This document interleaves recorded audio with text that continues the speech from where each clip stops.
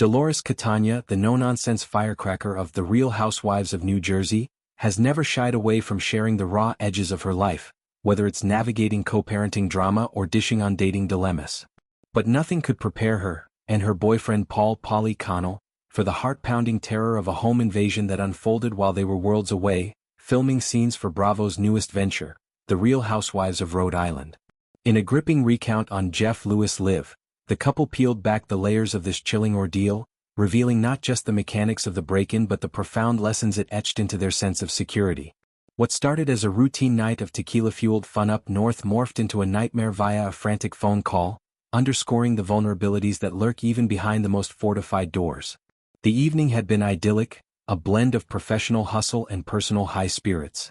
Dolores and Paulie, immersed in the inaugural season's energy, were deep into filming when her phone buzzed insistently. Spotting Paul's son on the caller ID, she stepped away, her maternal instincts overriding the scene's demands, to answer. "Is my dad there?" "The house just got broken into," came the urgent plea, a bombshell that sucked the air from the room. Dolores's gasp, uncharacteristic for a woman who prides herself on unflappability, echoed like a thunderclap. Paulie, catching her reaction, felt his own world tilt. "Her reaction scared the st out of me." It was the kind of primal fear that bypasses logic, hitting straight at the gut. Their sanctuary, their New Jersey townhouse, violated in their absence. As details trickled in, the invasion's audacity came into sharp focus. The intruders, undeterred by the couple's insane security setup, employed a cunning new tactic: a blowtorch to heat a window pane, causing it to shatter silently without triggering the glass break sensor. "It's a new thing that intruders are doing," Paulie explained, his voice steady but edged with disbelief. The sensor, designed for high-pitched cracks, failed against this thermal stealth, the glass yielding like molten sand, allowing a hand to slip through unchallenged. 8 agonizing minutes of tampering preceded their entry, a minute plus inside the home before the system's next layer activated. Motion detectors, silent for the first 90 seconds to avoid false alarms, then blared, "Intruder! Intruder!" A robotic sentinel that sent the burglars scurrying just as sirens wailed in the distance. By the time police stormed the scene, guns drawn, footage later shared with the shaken homeowners, the damage was contained but the emotional toll immense. By the time they left and the cops got there, it was 20 seconds, Paulie noted, a razor-thin margin that spared deeper devastation. The intruders, thwarted in their quest, made off with little. The couple's philosophy of not hoarding valuables at home, "It's not worth it," proved prescient. Yet, the violation lingered, a ghostly imprint on walls that once felt impregnable. Watching the body cam reel of officers sweeping room by room, Dolores and Paulie confronted the no-joke reality. Their haven, a repository of memories from lazy Sundays to holiday feasts, had been breached. This wasn't mere bad luck, it was a wake-up call amplified by their public profiles. Earlier that day, Paulie had posted about their Rhode Island jaunt, a casual share that inadvertently broadcasted an empty house. "We all love to post when we're out and we're away," Dolores reflected, her tone a mix of regret and resolve. "Paul posted that day that we were in Rhode Island and that night we got broken into." The irony stung, social media's double blade, slicing joy from safety. Paulie's vow rang resolute, first and last time. Lesson learned. In an instant, their online openness transformed into guarded discretion, a pivot that countless public figures grapple with in the age of geotagged glamour.